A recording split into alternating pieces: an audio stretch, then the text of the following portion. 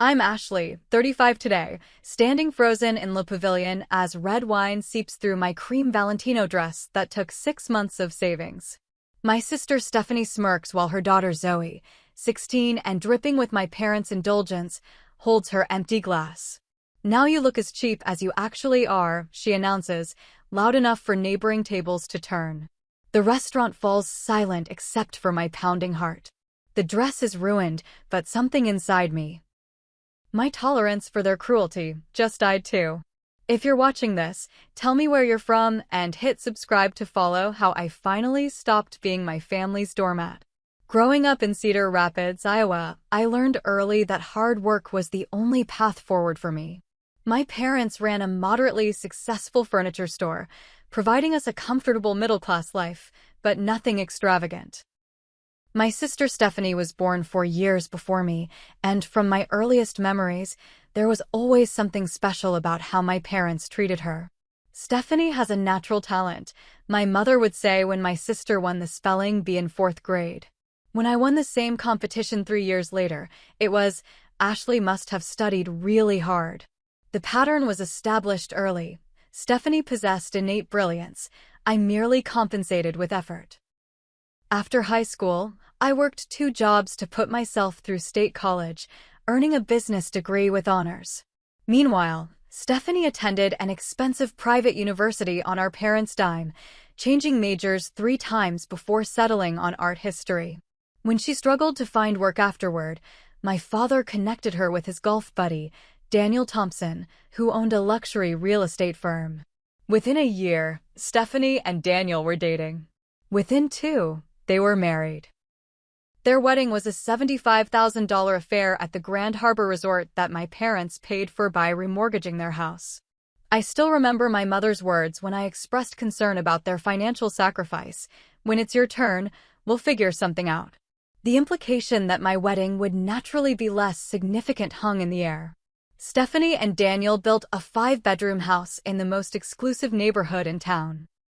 They drove matching luxury cars and took quarterly vacations to places I could only see on Instagram. Their daughter Zoe was born when I was 25, and she became the golden grandchild, showered with more privileges than seemed possible to bestow on one child. I stayed in Cedar Rapids too, slowly climbing the corporate ladder at Midwest Financial Partners. I started in the call center and worked my way to becoming a senior financial advisor through sheer determination. Last month, I finally received the promotion to regional manager I'd been pursuing for 2 years. The promotion came with a substantial raise, and I decided to treat myself to something I'd never allowed before: a designer dress. The cream Valentino was classic elegance, simple lines, impeccable tailoring, and a $2,200 price tag that made me close the browser window 3 times before finally purchasing it. I justified it as an investment piece, something I could wear to client meetings and special occasions for years to come. "You spent how much on a dress?" Megan, my best friend since college, had asked over coffee last week. "That's not like you, Ash." "I know," I admitted. "But for once, I wanted something really special. Something that would make me feel like I've arrived, you know." Megan understood. She'd witnessed the pattern of my family dynamics for 15 years, seeing how Stephanie's snide remarks about my quaint apartment or my sensible car had accumulated like tiny paper cuts. The truth is, I'm proud of what I've built. My downtown apartment might not be a mansion, but it's mine, paid for with my own money. My 5-year-old Honda runs perfectly well. I have a healthy retirement account, no debt besides my modest mortgage and the respect of my colleagues. But family patterns run deep. Every monthly dinner at my parents' house became an exercise in restraint as Stephanie detailed their latest luxury purchase or vacation. "We're thinking of getting a summer place on Lake Michigan," she mentioned casually last Christmas. "Zoe needs somewhere to unwind during school breaks." Zoe, at 16, had already developed her mother's talent for casual cruelty. When I gave her a carefully selected book for her birthday last year, a special edition of a young adult novel she'd mentioned wanting, she barely glanced at it before setting it aside. "Thanks, I guess." Mom already ordered me the complete set online though. A particular childhood memory stands out clearly. I was 8, Stephanie 12, and we were at the community pool. I'd just learned to dive and was eager to show my parents. After several attempts, I executed a perfect, straight entry into the water. Swimming to the edge where my family sat, I waited for acknowledgement. "Did you see that?" I asked, water dripping from my hair. My mother looked up distractedly from where she was applying sunscreen to Stephanie's shoulders. "Oh, that's nice, honey." Minutes later, Stephanie did a simple jump into the pool, and my parents erupted in applause. "Beautiful form, Steph," my father called out. The disparity wasn't lost on me, even then. Last night, I called Megan with growing anxiety about my birthday dinner. "I just have this feeling something's going to go wrong," I confessed. Stephanie was weirdly insistent that we go to Le Pavilion rather than the steakhouse I suggested. "That's because the steakhouse is your favorite, not hers," Megan pointed out. "When has your birthday ever actually been about you?" The question hung between us, uncomfortable but true. "Just remember," Megan continued, "you're celebrating a huge professional achievement too. Don't let them diminish that." "I won't," I promised, though we both knew how easily I folded under my family's pressure.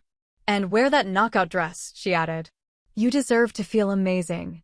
I hung up feeling slightly more confident, choosing to believe that this birthday might be different.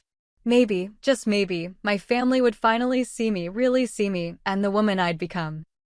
Le Pavilion sits in the renovated historic district of Cedar Rapids, all exposed brick and crystal chandeliers. It's the kind of place where entrees start at $40 and reservations must be made weeks in advance. As I pulled up to the valet stand in my Honda, I felt a momentary hesitation. The young attendant glanced at my car with barely concealed judgment before offering a practiced smile. I smoothed down my cream Valentino, drawing confidence from its perfect fit. The dress was simply cut but exquisite, with a subtle texture to the fabric that caught the light as I moved.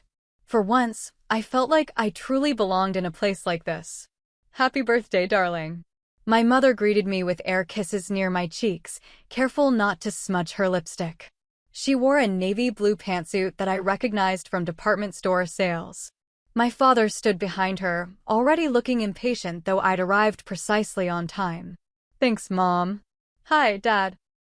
I accepted his brief hug. "Stephanie and her family are already seated," he informed me, as if I'd kept them waiting. I followed them to a round table in the center of the restaurant where Stephanie, Daniel, and Zoe were indeed waiting. My brother Kyle and his wife Jessica had yet to arrive. "Finally," Stephanie said, checking her watch, though I was actually 5 minutes early.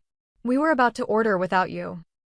"Sorry to inconvenience you on my birthday," I replied with a smile that I didn't feel. Stephanie narrowed her eyes slightly, but said nothing. Zoe barely looked up from her phone as I took my seat. At 16, my niece was already a carbon copy of her mother, perfectly highlighted blonde hair, expensive clothes, and an air of boredom with anything that didn't directly benefit her. "That's an interesting dress choice," Stephanie commented, her tone making it clear that interesting wasn't a compliment. She herself wore a black Gucci dress with the distinctive red and green stripe at the waist, a detail she'd make sure everyone noticed before the evening ended. "Thank you," I replied simply, refusing to diminish my purchase. Our server, a young woman named Amelia, arrived to take our drink orders. "And we're celebrating a birthday tonight?" she asked with genuine warmth. Before I could answer, my mother jumped in. "Yes, our Ashley is 35 today." "Wonderful." "Happy birthday," Amelia said to me. "First round of drinks will be my treat." "How kind," Stephanie interjected. "We'll need a bottle of the Chateau Margaux for the table." Daniel raised an eyebrow. "That's a $400 bottle, dear." "It's a celebration," Stephanie insisted with a wave of her hand. Zoe finally looked up from her phone. "Can I have a virgin mojito?" "The kind with the special sugarcane stick." "Of course," Amelia noted before turning to me. "And for the birthday girl?" "Just sparkling water with lime for now, thank you," I said, conscious of staying clear-headed. Stephanie smirked. "Always the responsible one." "Live a little, it's your birthday." "I have an early meeting tomorrow," I explained, though I didn't owe anyone an explanation. "Right, the new promotion," Stephanie said with exaggerated remembrance. regional manager of. What was it again? Insurance sales? Financial advising, I corrected. I oversee 26 advisors across 3 states now. How nice for you, Stephanie said dismissively. Daniel just closed on the Thompson Tower project. $18 million. She squeezed her husband's arm possessively. Daniel at least had the grace to look slightly uncomfortable. It was a team effort. Kyle and Jessica arrived then, providing a welcome interruption.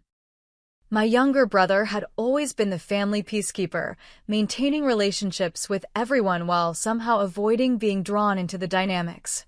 Happy birthday, sis. Kyle enveloped me in a genuine hug. Jessica handed me a beautifully wrapped package. Open it now, she encouraged. Inside was a leather-bound planner with my initials embossed in gold. For the big shot regional manager to keep track of her empire, Jessica winked. It's perfect, I said, truly touched. Thank you both. We have your gift at home, my mother interjected. It's too big to bring to the restaurant. I nodded, knowing from experience it would be something practical rather than personal, likely kitchen appliances or bedding. Throughout the appetizer course, Zoe's behavior grew increasingly disruptive.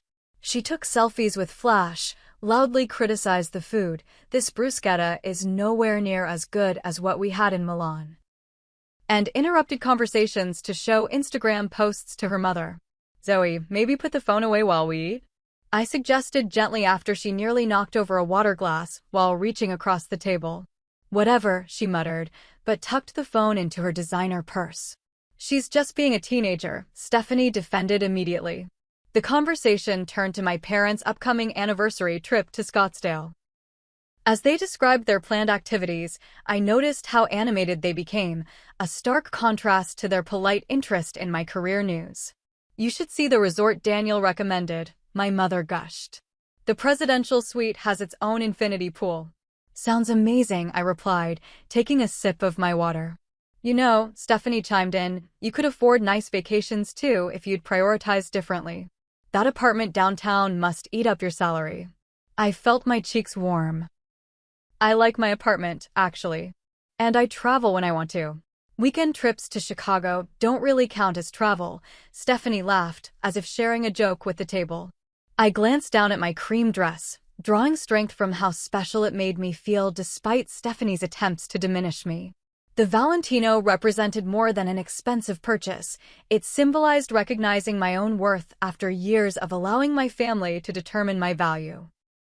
When our entrees arrived, I realized we'd nearly reached the halfway point of the dinner without any major incidents. Perhaps, I thought optimistically, we would make it through the evening intact. Then my father raised his glass. To Ashley, he began, 35 years young and finally finding her footing in the business world. Finally star. As if my entire career until now had been a warm-up. I forced a smile and raised my water glass. And, he continued, to Stephanie and Daniel, for their guidance and example of real success. My hand froze midair. From across the table, Kyle caught my eye with a sympathetic wince. And to Zoe, my father added, for her excellent grades this semester. A 3.4 GPA while maintaining all her extracurriculars is impressive. I'd graduated with a 4.0 while working 30 hours a week, but my accomplishments had never warranted a dinner toast. As the server brought out a birthday cake. Chocolate with buttercream, Stephanie's favorite, not the lemon cake I preferred, I noticed Zoe's attention fixed on my dress for the first time that evening. Her expression shifted from boredom to something darker, more calculating. She leaned over to whisper something to Stephanie, who smirked and shrugged in response. The cake was placed before me, 35 candles flickering in the dim restaurant lighting. Make a wish, my mother prompted. I closed my eyes, wishing for the strength to finally stand up for myself, and blew out the candles in one breath. The table erupted in practiced applause just as Zoe reached for her virgin mojito. Time seemed to slow as Zoe's arm extended across the table. In one fluid motion that couldn't possibly have been accidental, her elbow knocked into her virgin mojito, sending the full glass tumbling directly toward me. I watched, paralyzed, as the green liquid arced through the air, mint leaves suspended like tiny islands before splashing across the bodice of my cream Valentino. The cold shock of the liquid against my chest broke the spell. I gasped, pushing my chair back and standing as the mojito continued its destruction, gravity pulling the sticky mixture down the front of my dress in rivulets. Lime and sugar clung to the delicate fabric, immediately leaving visible stains on the pristine cream material. That's when Zoe delivered the blow that would change everything. "Now you look as cheap as you actually are," she said, her 16-year-old voice carrying through the suddenly silent restaurant. Her expression wasn't of embarrassment or regret, but of satisfied malice, her lips curled into a smirk that mirrored her mother's. The table froze. Kyle's fork clattered against his plate. Jessica's hand flew to her mouth. My father blinked rapidly, looking between Zoe and me as if unsure what had just happened. My mother immediately reached for her napkin, dabbing uselessly at the air in my direction. "Zoe." Daniel finally broke the silence, his tone more surprised than scolding. Stephanie's reaction was what cut deepest. Rather than reprimanding her daughter, she laughed, a short, amused sound, before composing her face into an unconvincing mask of concern. "It was obviously an accident," Stephanie said, not bothering to get up. "Ashley, you're making a scene." I stood motionless, mojito dripping onto my new shoes, acutely aware of neighboring diners pretending not to stare. The calculated cruelty of the moment crystallized everything I'd experienced over decades. All the subtle put-downs, the dismissals, the systematic undermining packaged as family dynamics. "That was completely intentional," Kyle said firmly, breaking his usual diplomatic stance. "Zoe, apologize to your aunt." "Now." Zoe rolled her eyes. "Sorry your dress couldn't handle a little drink," she muttered, focusing on her phone again. "That's not an apology," Jessica insisted. "Girls will be girls," my mother interjected nervously. "Ashley, go clean up in the bathroom. I'm sure it won't be noticeable when it dries." The dress was ruined. We all knew it. The $2,200 investment piece that had made me feel worthy for exactly 45 minutes was destroyed in a calculated act of cruelty. "I need a minute," I managed to say, my voice steadier than I felt. I walked to the restroom with as much dignity as I could muster, feeling the stares of other diners following me. In the elegant bathroom of Le Pavilion, I finally allowed myself to look in the mirror. The damage was catastrophic. The pale cream fabric was now stained with greenish-brown splotches, sugar crystals clinging throughout. Even in the most forgiving light, the dress was beyond saving. The tears came then, hot and furious.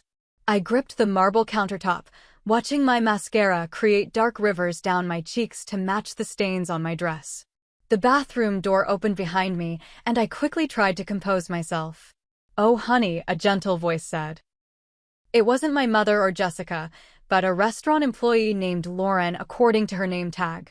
"Let me help you." Lauren was perhaps 10 years younger than me, with kind eyes and efficient movements.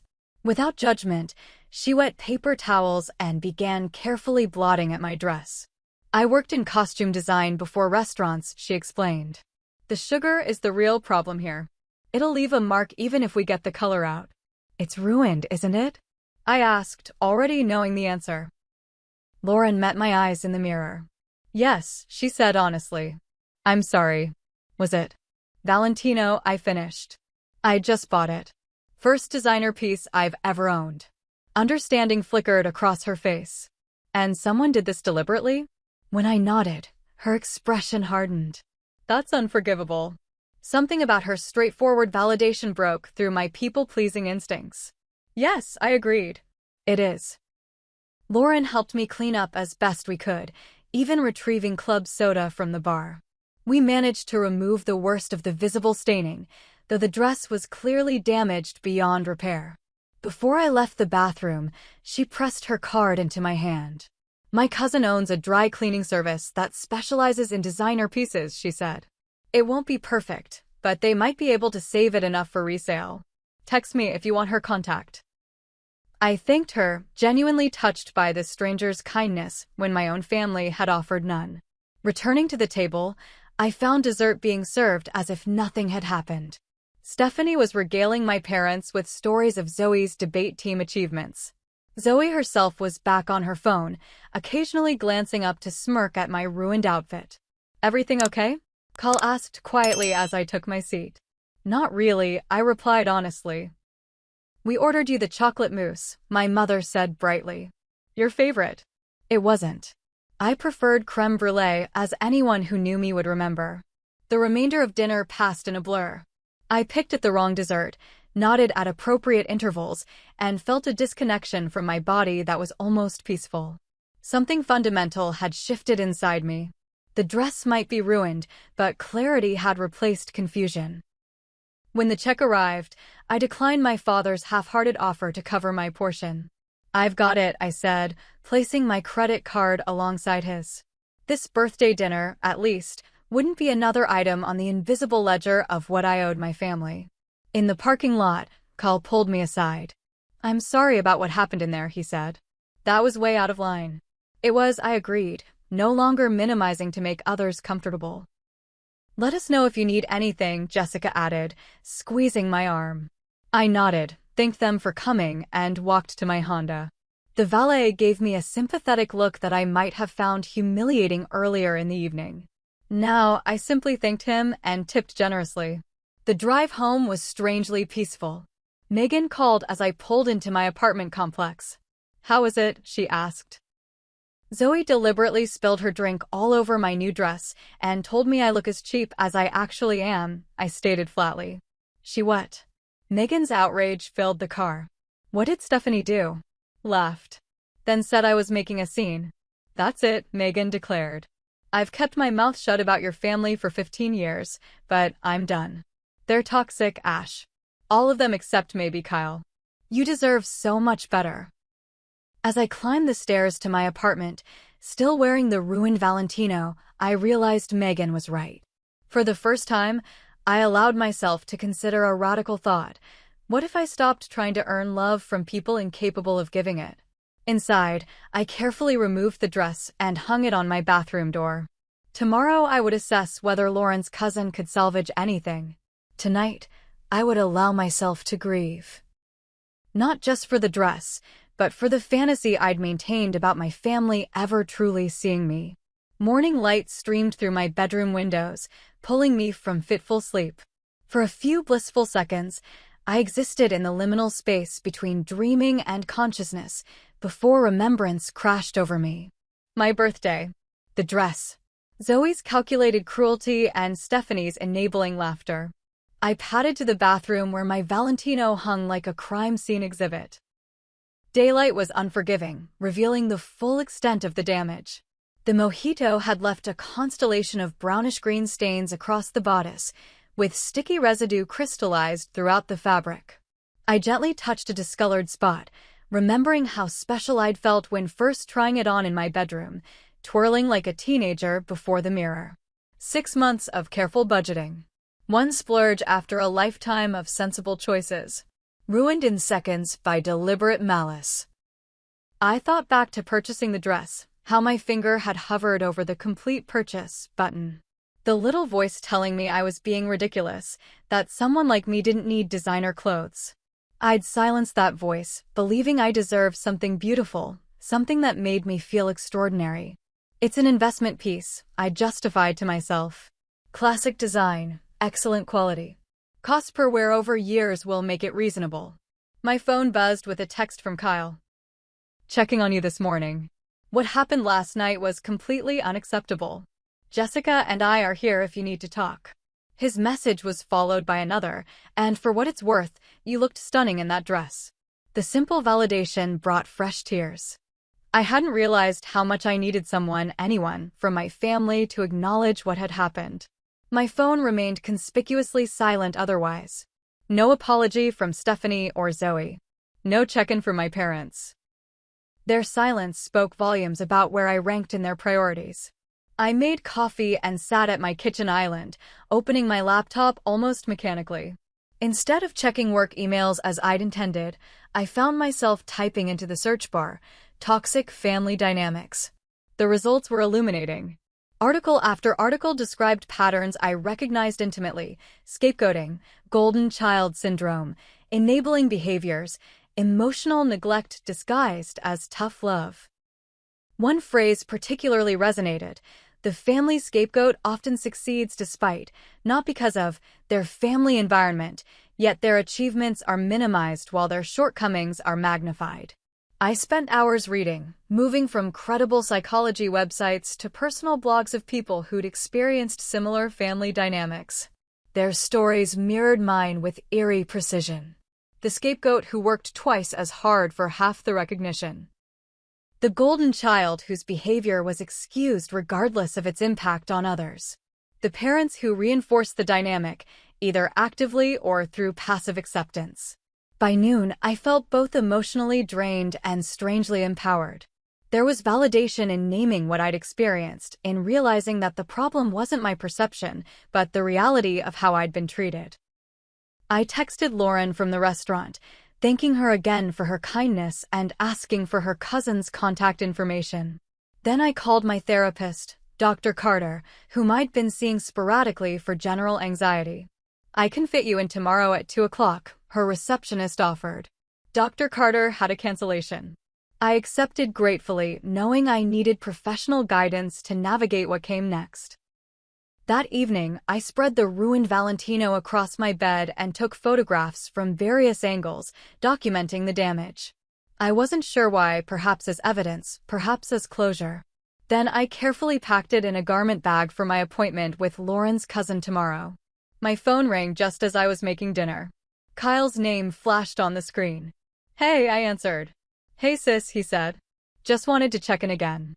You okay?" "Not really," I admitted. "But I'm working through it."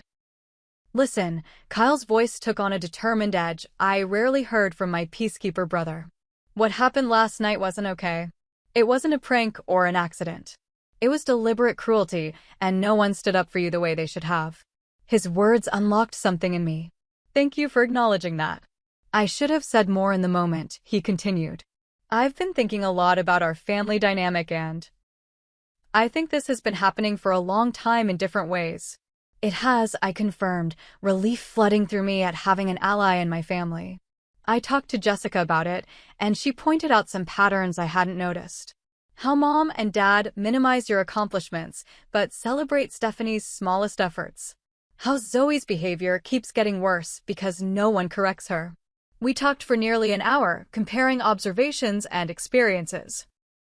Kyle, being the youngest and the only boy, had experienced a different version of our family dynamic, but he recognized the fundamental imbalance. "What are you going to do?" he finally asked. "I don't know yet," I said honestly. "But I can't keep pretending everything's normal. Something needs to change." "Whatever you decide, Jessica and I support you," he assured me. After we hung up, I felt stronger than I had in years. For the first time, I wasn't questioning my perception or minimizing my hurt to maintain family peace. The next day, Lauren's cousin examined my dress with professional detachment. "I can remove some of the staining," she explained, "but the sugar has already damaged the fabric structure. It will never look new again." I nodded, having expected this verdict. "Do what you can, please." My session with Dr. Carter that afternoon was revelatory. I described the birthday incident in detail, then expanded to the lifelong pattern of different treatment between Stephanie and me. "What you're describing sounds like a classic family dynamic where roles become fixed," Dr. Carter explained. "Once these patterns are established, they can be extraordinarily difficult to change because everyone, including you, is invested in maintaining the status quo, even when it's harmful." "Even me?" I questioned. "Yes," she said gently. "By continuing to accept this treatment, by minimizing your feelings and achievements to avoid rocking the boat, you've been an involuntary participant in the dynamic." The truth of her words stung. "So what do I do?" "You set boundaries," she said simply. "You decide what treatment you're willing to accept going forward, communicate those expectations clearly, and be prepared to enforce consequences when boundaries are crossed." "They won't like it," I warned. "No," Dr. Carter agreed. "They won't. Change is threatening, especially to systems that have functioned a certain way for decades. But Ashley, the question isn't whether they'll like it. The question is, are you willing to continue sacrificing your well-being to maintain a harmful status quo? Put that way, the answer was clear. No, I said firmly.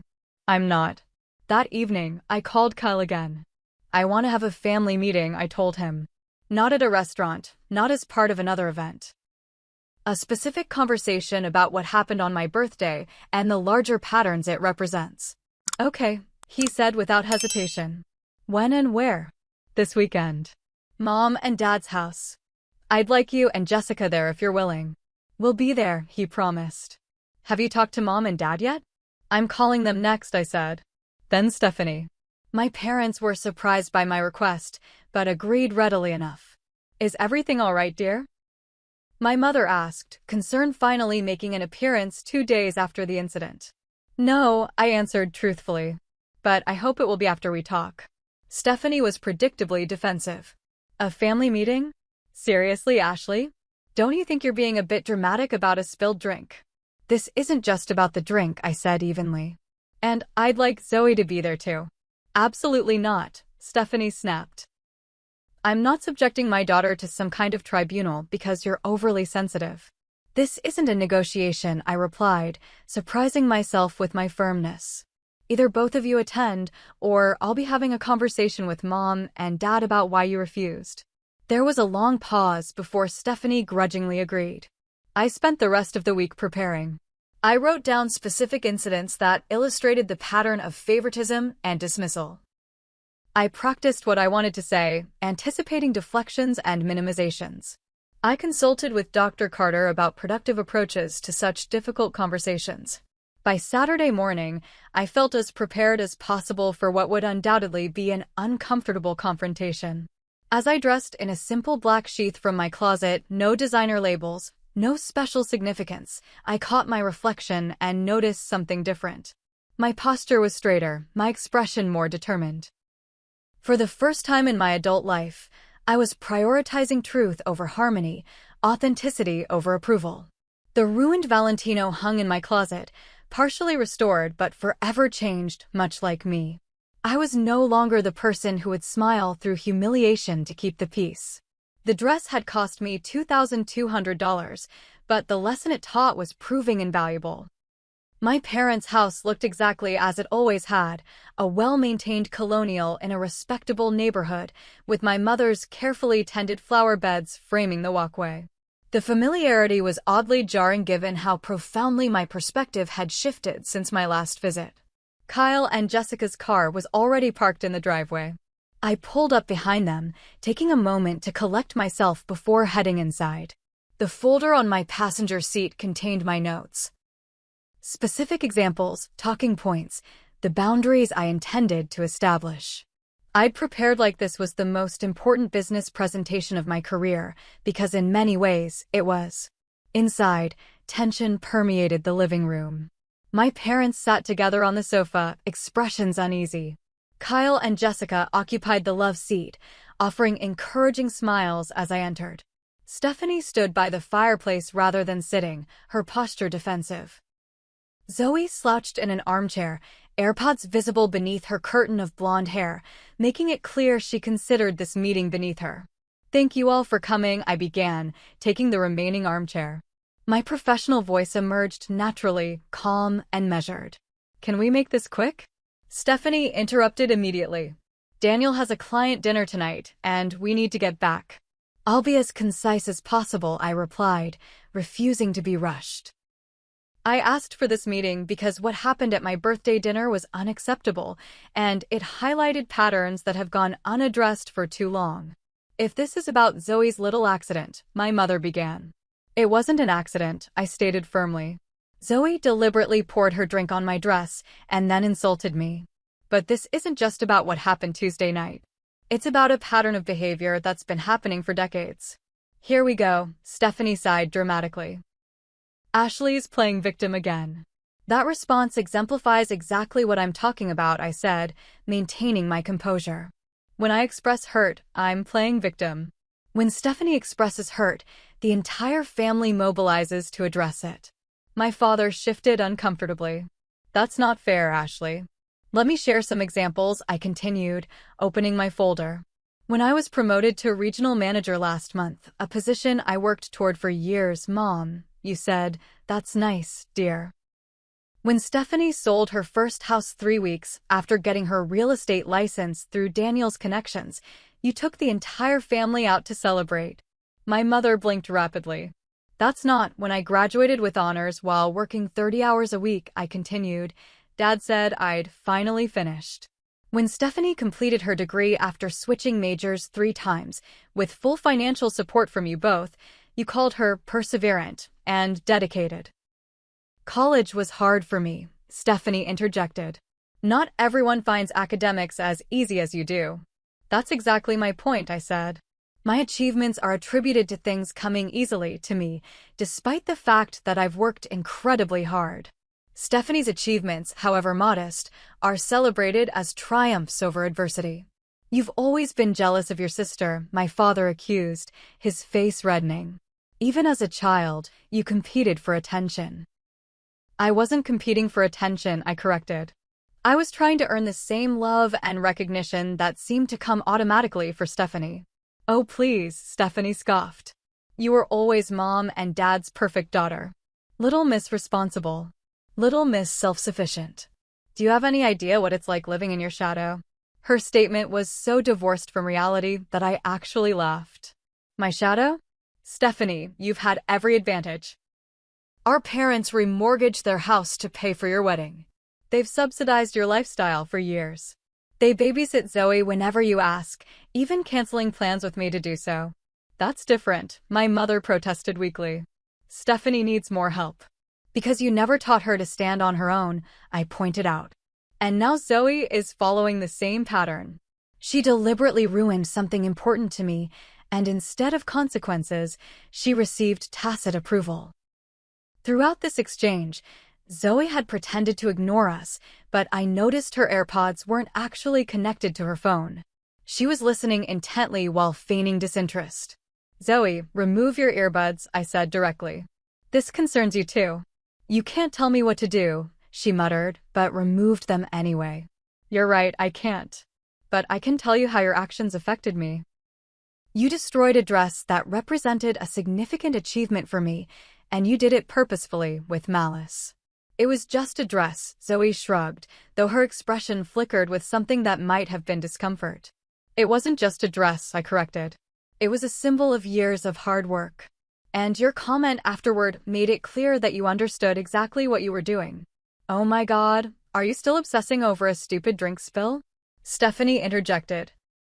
It's not Zoe's fault you spent a ridiculous amount of money on a white dress. What did you expect? I expected basic respect, I replied evenly. Which brings me to my next point. Going forward, I will no longer participate in family gatherings where my achievements are minimized, my feelings dismissed, or where I'm subjected to deliberate cruelty. So you're giving us an ultimatum, my father demanded. I'm establishing boundaries, I clarified. I love this family, but I don't love how I've been treated. And I won't accept it anymore. This is absurd, Stephanie declared. You're blowing everything out of proportion because you can't take a joke. It wasn't a joke, Carl spoke up for the first time. It was mean-spirited and deliberate. And Ash is right, this has been going on for years. We've all noticed it, but no one says anything because it's easier to let Ashley absorb the negative treatment than to confront the real issues in this family. The room fell silent at my brother's intervention. My father looked genuinely shocked, while my mother's eyes filled with tears. Kyle, you don't understand, Stephanie began. I understand perfectly, he interrupted. I've watched how differently you two have been treated our entire lives. I've seen how Ashley minimizes her accomplishments to avoid making waves, while you highlight your smallest efforts expecting lavish praise. That's not true. Stephanie's voice rose. You're just taking her side because your precious Jessica loves Ashley more than me. This isn't about sides, Jessica said calmly. This is about recognizing harmful patterns and changing them. So now I'm harmful? Stephanie threw up her hands. Perfect Ashley has been feeding you lies about me, and you're all buying it. Unbelievable. No one's calling you harmful, I clarified. I'm pointing out patterns of behavior that have been harmful to me. You want to talk about harmful? Stephanie's voice took on a dangerous edge. How about how you've always flaunted your precious independence? How you make a big show of paying your own way, making the rest of us look bad? How you judge my choices because they're different from yours? I've never judged your choices, I said, genuinely surprised. I've only asked for equal treatment. Equal treatment. Stephanie laughed bitterly. You've never needed anything from anyone. Do you know how intimidating that is? How it feels to be compared to someone who does everything right, who never needs help, who succeeds at everything she touches. Her outburst revealed something I hadn't considered. That Stephanie might actually be insecure about my independence rather than dismissive of it. The realization was momentarily disorienting. I haven't succeeded at everything, I said more gently. And I have needed help. I've just stopped asking for it because it rarely comes from this family. Girls, please, my mother intervened tearfully. We love you both equally. We've always tried our best. I know you have, I acknowledged. But the impact of your actions hasn't aligned with that intention. And at some point, impact matters more than intent. So, what exactly do you want from us? My father asked, his anger seemingly deflated. I want acknowledgement that these patterns exist. I want genuine effort to change them. And I want a sincere apology from Zoe for what happened at my birthday dinner. That's it? Stephanie asked sarcastically. Just total capitulation to your version of reality? This isn't about winning or losing, I explained. It's about creating healthier relationships moving forward.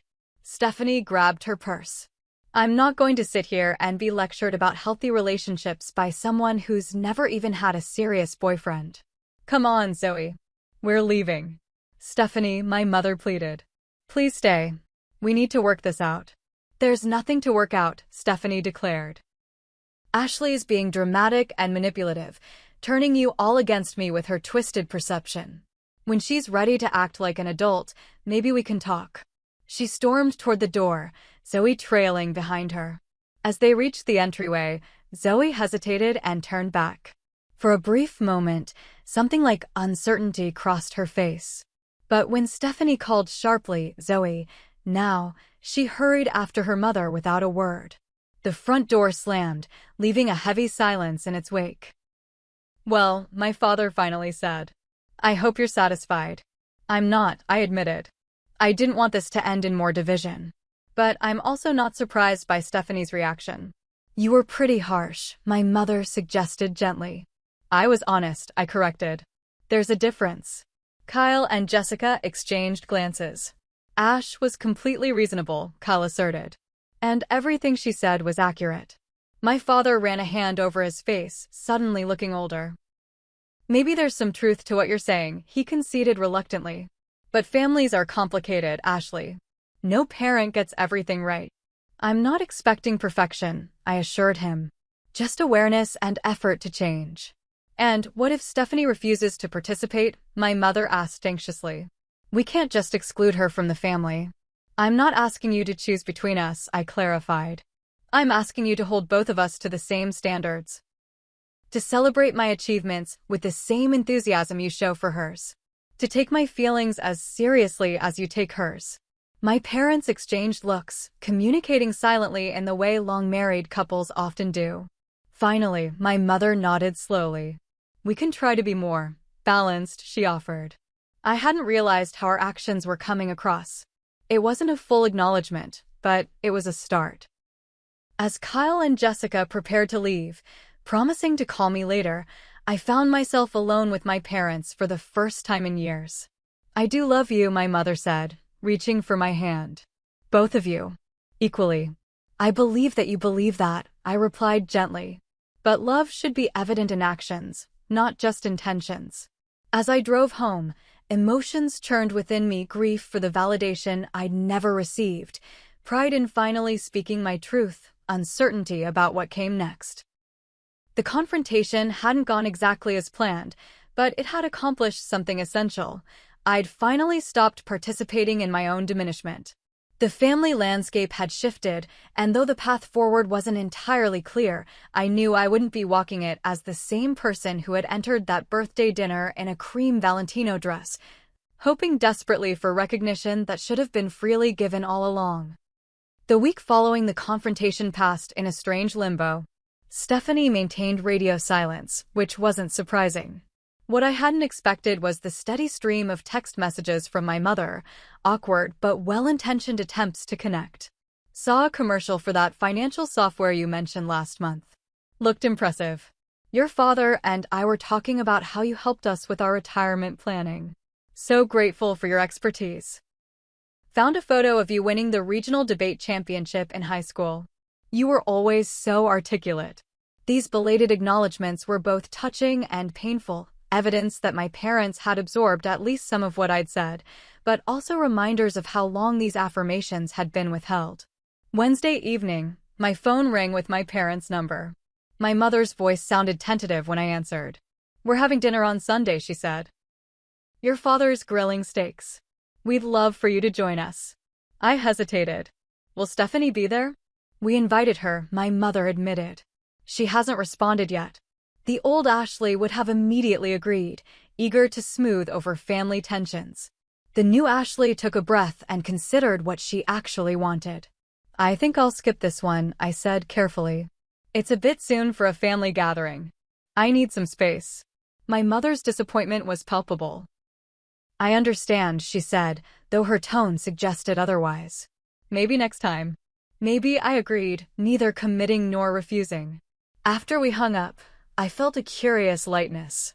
I'd prioritized my own emotional needs without anger or apology, a small victory, but significant. The following day, Kyle called to check in. "Mom told me you're not coming Sunday," he said. "Good for you. You're still going?" I asked. "Yeah, but with clear boundaries. Jessica and I talked about it, and we think it's important to maintain the relationship while reinforcing the changes we want to see." "That makes sense," I acknowledged. "It's just different for me. There's more history to navigate." "No question," Kyle agreed. "By the way, Stephanie called me yesterday." My stomach tightened. "And?" "She wanted me to talk some sense into you," he said with audible air quotes. I told her the only sense that needed talking was on her end.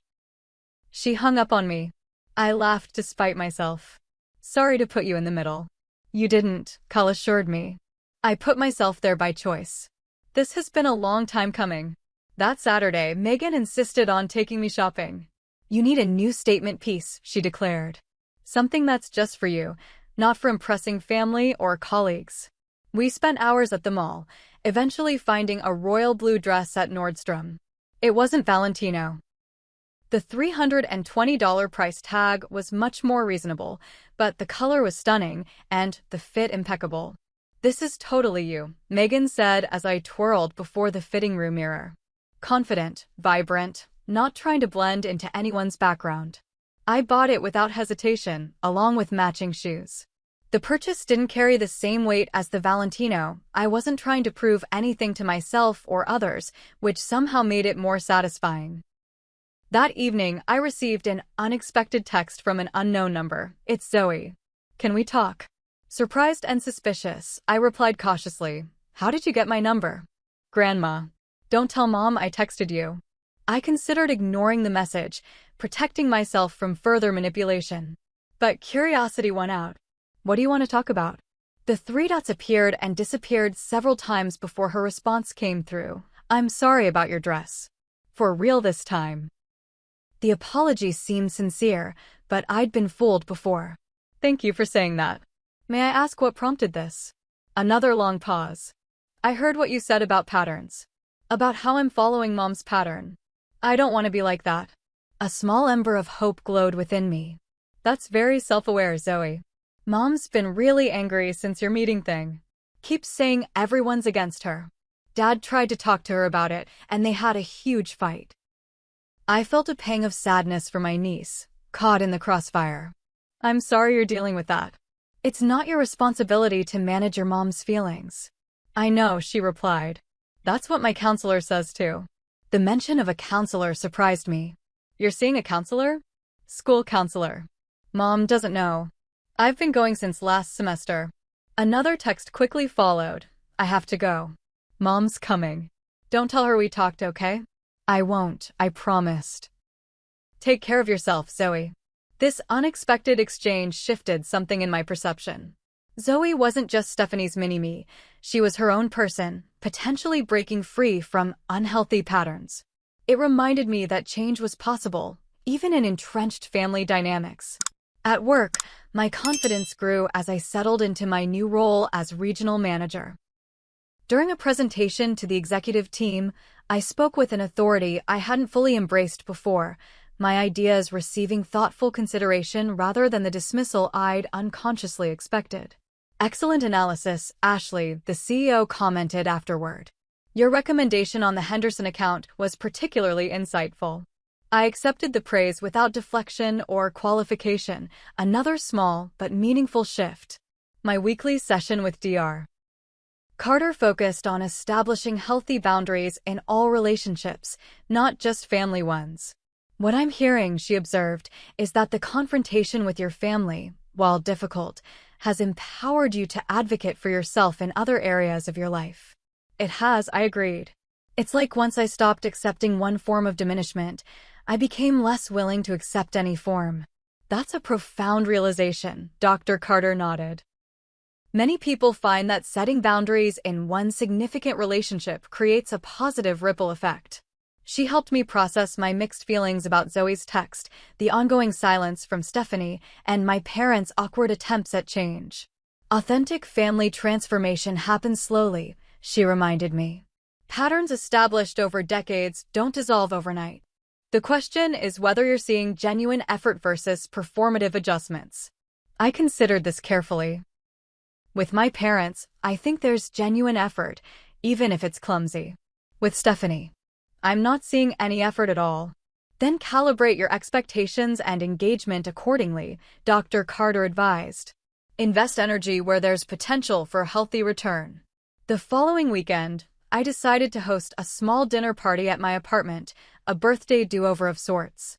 I invited Kyle and Jessica, Megan and her husband, and 2 colleagues I'd grown closer to recently.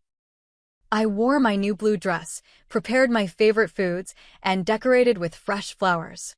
As I arranged cheese and crackers on a serving board, I realized I wasn't thinking about what my family would think of my apartment, my food choices, or my outfit. I was simply looking forward to an evening with people who valued me as I was. The doorbell rang at 6:30. Kyle and Jessica arrived first, bearing wine and a small gift box. From both of us, Jessica said as I unwrapped a delicate silver bracelet with a small diamond charm. It's beautiful, I said, genuinely touched. Read the engraving, Kyle encouraged. On the inside of the band, tiny letters spelled out, your light, your terms. We're really proud of you, sis, Kyle said, hugging me tightly. The evening flowed with easy conversation and genuine laughter. No undertones of competition, no subtle put-downs, no walking on eggshells.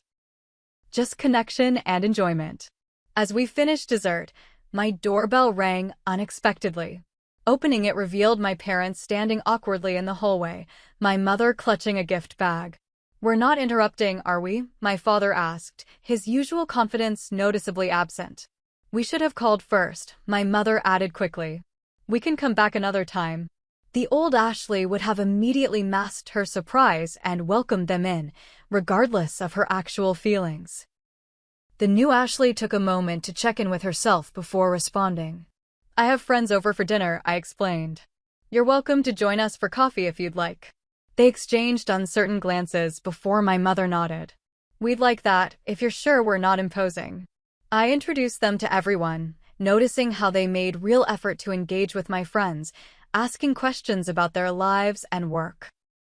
When my mother mentioned my recent promotion, there was genuine pride in her voice, subtle but unmistakable. As the evening wound down and guests began to leave, my parents lingered. My mother handed me the gift bag. We wanted to give you this, she said. A proper birthday present. Inside was a leather portfolio embossed with my initials and the logo of my company. It's for your new position, my father explained. We thought it might be useful for client meetings. Thank you, I said, appreciating the thoughtfulness of a gift that acknowledged my professional identity. It's perfect. After my parents left, Kyle helped me load the dishwasher. Did you invite them? He asked curiously. No, I admitted. They just showed up. Bold move, he commented. But they were really trying tonight. They were, I agreed, feeling cautiously optimistic. As I placed the last wine glass in the dishwasher, my phone chimed with a text. It was from Zoe. Grandma said your party was nice. Maybe sometime I could come see your apartment. I smiled at this small olive branch. I'd like that, I replied. Let me know when you're free. Closing up my apartment after everyone had gone, I caught my reflection in the hallway mirror. The woman looking back at me stood straighter, her expression more peaceful than it had been in years. The blue dress complemented her confidence perfectly. It struck me that I was finally becoming the person I'd always been beneath the family dynamics that had constrained me, not because I'd achieved some external marker of success, but because I'd learned to value myself independent of others' validation. The ruined Valentino still hung in my closet, now professionally cleaned but forever marked by what had happened. I decided to keep it as a reminder, not of Zoe's cruelty or Stephanie's enabling, but of the moment I'd finally said, enough. 1 month after the confrontation, I had coffee with my mother alone. She brought photo albums I'd never seen before, full of my childhood achievements that had apparently been documented but never celebrated. I've been doing a lot of thinking, she said hesitantly, about what you said about patterns. I didn't see it then, but looking back through these photos. She paused, visibly emotional. You were an extraordinary child, Ashley. I don't know why we didn't. She couldn't finish the sentence, but she didn't need to. The acknowledgement, however belated, was healing in its own way. What about Stephanie? I asked gently. Have you talked with her about any of this? My mother sighed. We're trying. She's resistant, but Daniel has been surprisingly supportive of making changes. He said Zoe's behavior that night shocked him too. It wasn't a fairy tale resolution, but it was progress. Real change, I was learning, rarely arrived in dramatic moments of transformation. It came in small shifts, in tentative texts from a niece, in belated recognition from parents, in the growing ability to stand in one's truth without anger or apology. The Valentino dress had cost me $2,200. The price of self-respect, it turned out, was both higher and more worthwhile than I could have imagined. My apartment had never looked better. Soft string lights twinkled along the balcony railing, visible through the sliding glass doors. Fresh flowers, peonies, and hydrangeas brightened every surface. The dining table was set with my best dishes, nothing fancy but arranged with care. Spotify played a carefully curated playlist of upbeat jazz standards. This do-over birthday celebration felt significant, not just a party, but a declaration. I was reclaiming what had been tainted, transforming an experience of humiliation into one of empowerment. Megan arrived first, characteristically early. Look at you, she exclaimed, taking in my royal blue dress. This is the real Ashley Williams, CEO energy in full effect. I laughed. Let me make it to regional manager for a full quarter before you start promoting me. Kyle and Jessica arrived next, followed by my work friends Claire and Marcus. We were halfway through appetizers when another knock came at the door. Opening it revealed my parents standing awkwardly in the hallway. My mother held a bakery box. We know we weren't invited, my father said quickly. But your mother insisted we at least drop off a proper birthday cake. Lemon with buttercream. Your favorite, not Stephanie's. The acknowledgement of this small but significant detail, that they knew which flavor I actually preferred, touched me unexpectedly. Would you like to come in? I offered. We've just started eating. Relief washed over my mother's face. Only if you're sure we're not intruding. You're not, I assured them, meaning it. They integrated into the gathering with surprising ease, my father engaging Marcus in a conversation about local sports teams while my mother helped distribute the appetizers she hadn't been asked to bring, but had anyway. Just as we were preparing to serve dinner, a final knock came. When I opened the door, Zoe stood alone in the hallway, clutching a small gift bag and looking uncharacteristically uncertain. Hi, she said awkwardly. Grandma texted that they were here, and I was at Maddie's house down the street, so... She trailed off, clearly unsure of her welcome. Gone was the entitled teen who had deliberately ruined my dress. This Zoe seemed younger somehow, more vulnerable. I'm glad you came, I said, genuinely meaning it. Come in. A flash of surprise crossed her face, followed by cautious relief. She entered, her usual confident stride replaced by hesitant steps. My mother embraced her with obvious delight, but also whispered something in her ear that made Zoe nod solemnly. I suspected it was a reminder about behavior expectations. As we settled around the table, I noticed Zoe had positioned herself directly across from me. Throughout dinner, she remained unusually quiet, observing the easy banter between my friends with what appeared to be genuine curiosity. When the meal concluded, Zoe approached me as I cleared plates. "Can I talk to you?" she asked softly. "Privately?" I nodded, leading her to my small home office off the main living area. Once the door closed behind us, she thrust the gift bag toward me. "I made this for you," she said, eyes fixed on the carpet. "In art class." Inside was a handcrafted leather journal, the cover embossed with intricate designs clearly created with significant effort and skill. "Zoe, this is beautiful," I said, genuinely impressed. "Thank you." "There's a note," she mumbled, still not meeting my eyes. I found the folded paper tucked inside the front cover. In surprisingly neat handwriting, Zoe had written, "Aunt Ashley, I'm sorry for ruining your dress and saying what I said. It was mean and I knew it would hurt you. That's why I did it. Mom always talks about how you think you're better than us because you did everything yourself. I guess I wanted to take you down a notch, but after hearing what you said at Grandma's house, I've been thinking a lot. I don't want to be the kind of person who hurts people to make myself feel better. My counselor says that's a pattern I can break if I try. I don't expect you to forgive me right away or maybe ever. But I wanted you to know I'm really trying to be different. Zoe. I looked up from the note to find my niece watching me anxiously, biting her lower lip in a gesture that reminded me powerfully of Stephanie at that age, before life's disappointments had hardened her. "This means a lot to me," I said carefully. "Thank you for your honesty." "My counselor said I should tell you why I did it," Zoe explained, words tumbling out. "It wasn't really about you. Mom's been really tough on me lately. Nothing I do is good enough. My grades, my friends, my clothes, she criticizes everything. When she saw your dress at the restaurant, she whispered that you were trying too hard to look rich. She said it was pathetic." The revelation wasn't particularly surprising, but it still stung. "So you decided to put me in my place?" Zoe nodded miserably. "I thought it would make Mom happy. And it did, for like 5 minutes. Then in the car, she and Dad had this huge fight about it. He said she encouraged me to be cruel, and she said he was taking your side like everyone always does." I absorbed this information, recognizing the familiar family pattern extending to the next generation. That must have been difficult to witness. "They fight a lot now," Zoe admitted. "About money, about me, about you. Dad says Mom resents you because you're independent and she isn't." The insight was surprisingly perceptive, especially coming from a teenager. "That might be part of it," I acknowledged. "Family dynamics are complicated." "Yeah, no kidding." Zoe's typical teenage sarcasm briefly resurfaced before she caught herself.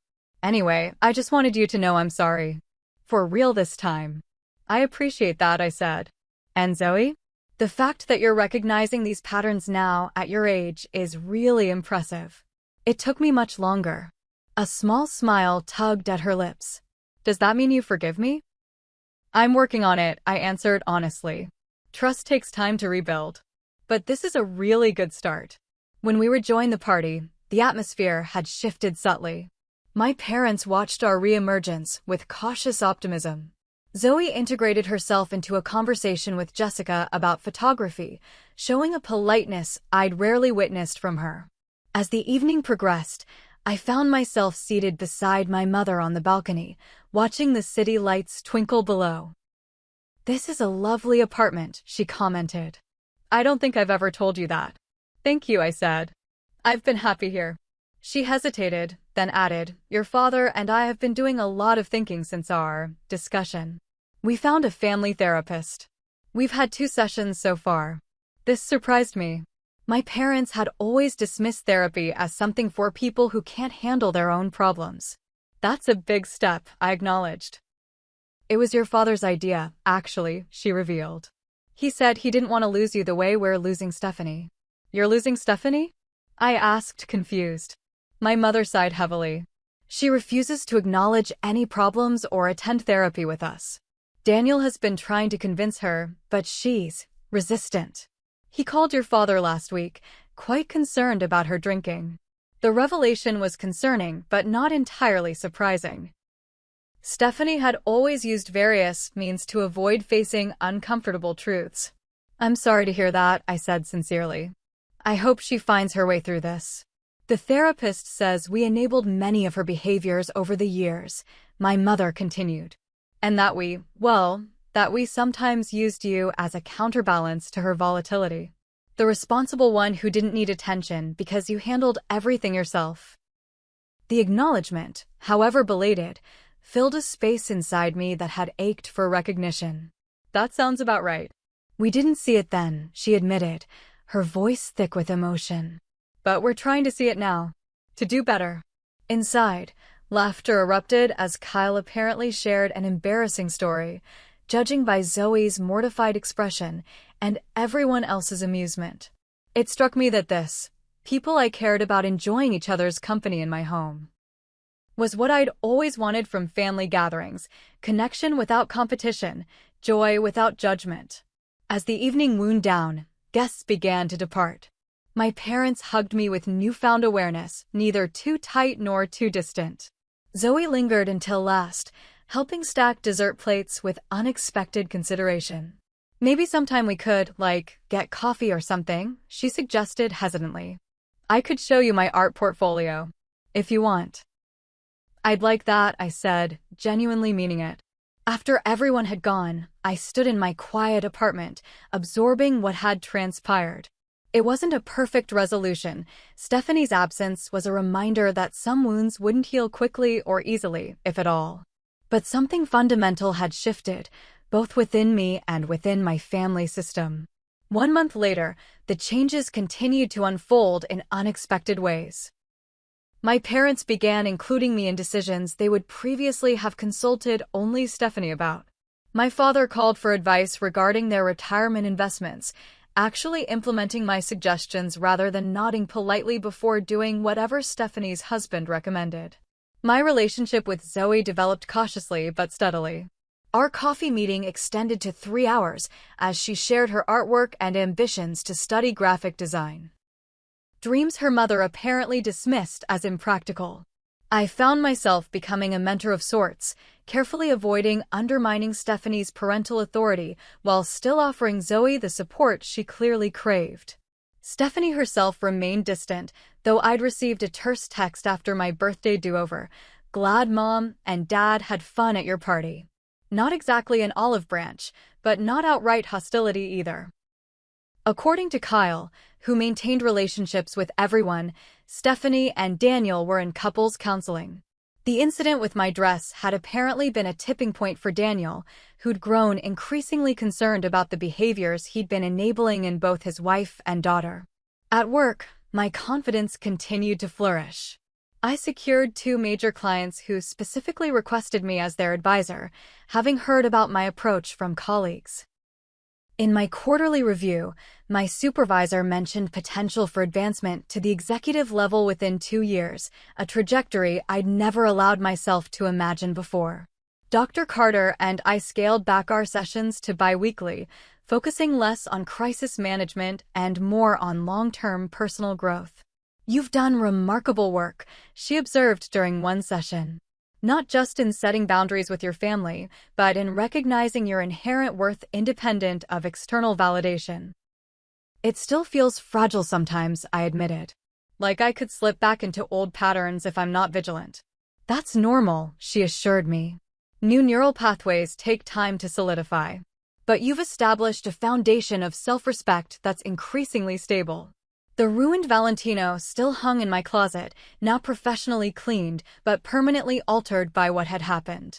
I'd considered donating it, but ultimately decided to keep it. Not as a reminder of hurt, but as a milestone marking when I'd finally valued myself enough to speak my truth.